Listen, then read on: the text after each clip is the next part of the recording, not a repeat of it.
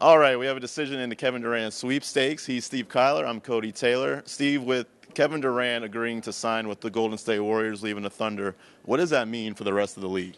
Everybody should start trading guys. Yeah, it's. I think there's an interesting thing that's going to happen. I think that now we were in the era of kind of the big three. You needed three guys to really legitimate. Now you're talking about.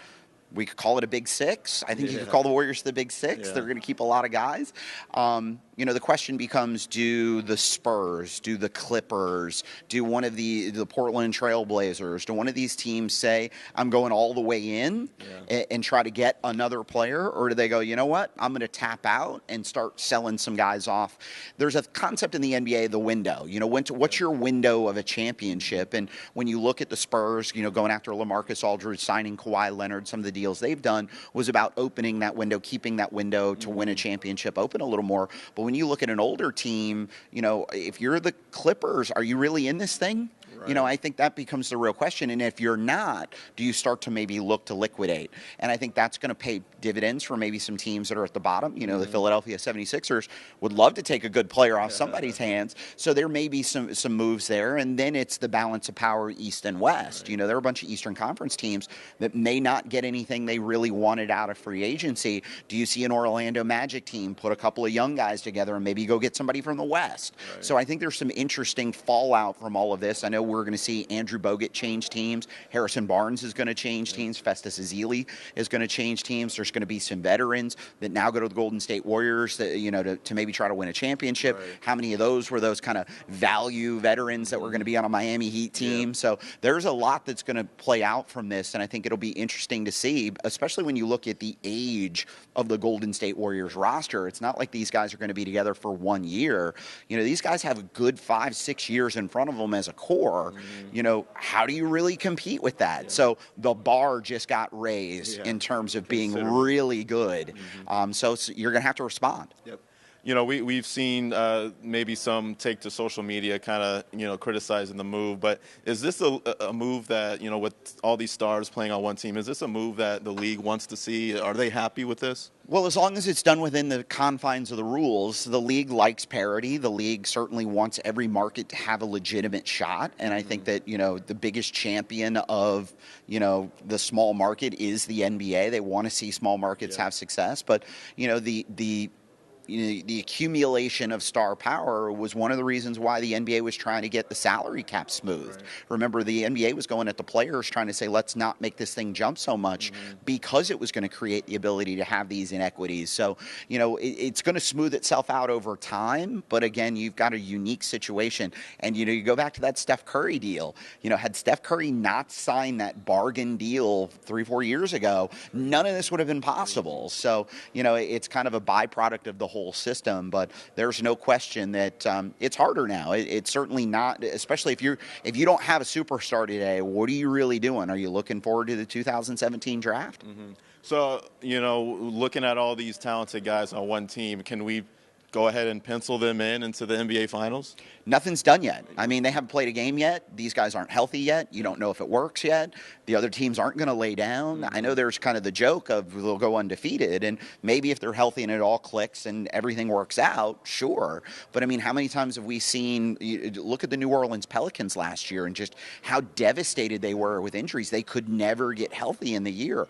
What happens if that's the Golden State Warriors this year? You don't get a championship just because you put together a good roster. Right. So, we saw every team giving the Warriors their best effort last year in their historic run. Safe to say that's going to be the same thing this year, right? Yeah. In flex pricing, how teams are charging a little more for marquee games. Oh, yeah. I bet you the face value on this Warriors ticket now is 3 times what it was last year.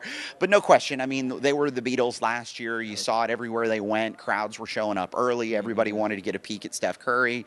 You add a Kevin Durant to that, and now you've got this amazing kind of thing. And this isn't just kind of like 4 big ego guys. These are like 5-6 really good team guys that have come together. So it should be good basketball. It'll be fun to watch. I think a very underrated thing in the NBA is chemistry. As we've seen the Miami Heat when they had their big three join together. Can you see problems with that arising maybe in the same way as we saw with the Heat?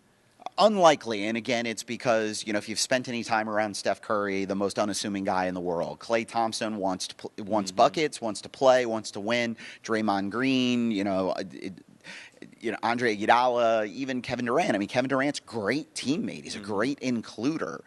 They got to get all the shots. That's going to be the big thing, is all the shots. And certainly if you are the opposing team, how do you beat them? Right. Let Kevin take a bunch of shots and see if you can get some people upset about it. So there's some tactical stuff that'll need to play out, but there's no question that we're going to look at a very different era here in the NBA with this big group in Golden State. If you're a free agent and maybe in the Western Conference, you see this super team, if you will, join together, and maybe if you're coming up on a free agency next year or maybe the year after, do you think it's a real possibility that we could see some of those guys maybe switch conferences, go to the East where there's maybe an easier road to the finals? Well, there's kind of part of it, and this goes back to the criticism Kevin Durant is getting on social media.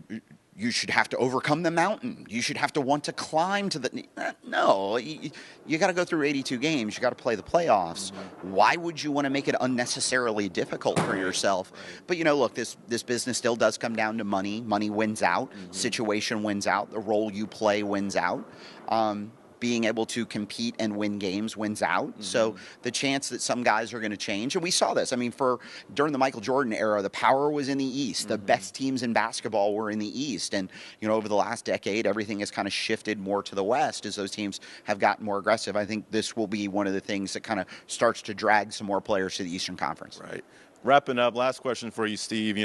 Kevin Durant was the biggest fish in the free agency market. Obviously, a guy like LeBron is expected to re-sign in Cleveland. But now with Kevin Durant out of the way, we've seen some of the other bigger guys get done. Are we going to start to see more deals being done with some of these second-tier players? Yeah, there was absolutely, when you look at how much money Boston had held back, we're going to see the Miami Heat situation get resolved with Dwayne Wade. The Dallas Mavericks are going to spend money. The Spurs are going to do what they're going to do. There were a lot of things that were kind of being held up because teams either wanted the flexibility to sign Kevin or wanted the flexibility to get the things that the Golden State Warriors needed to get rid of or whatever team needed to get rid of. So I think you'll see a lot more transactions. We're on the fourth day here, as Kevin Durant makes the decision. So I think over the next 5-6 days, we'll see a lot more guys come off the board.